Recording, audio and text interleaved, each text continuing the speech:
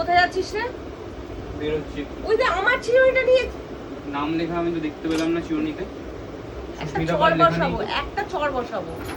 আচ্ছা, ঘুরে আসি তারপর বসি। কখন আসবি?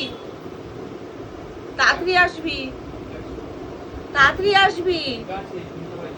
আহ, তা যাই হোক বন্ধুরা, আজকে প্রচুর ঘুমিয়েছি, প্রচুর। আমি যে কিভাবে ঘুমিয়ে পড়েছি আমি নিজেও জানি না।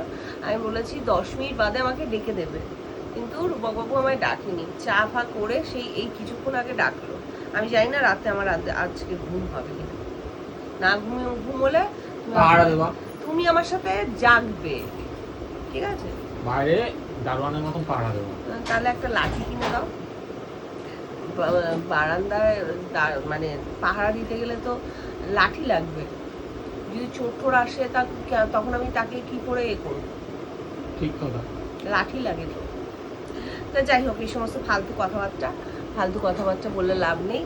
তা যাই হোক, আমি মানে এখন একটু বসে আছি, কিন্তু আমার এখনো ঘুমের ঘোর কাটেনি। মনে হচ্ছে আমি এখনো ঘুমাই।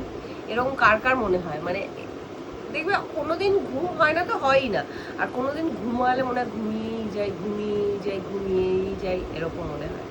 আমার তো খুব হয়, যেদিন ঘুমাই বেশি বেশি ঘুম পাই, আর যেদিন ঘুমাই না ঘুমিয়ে আসে না।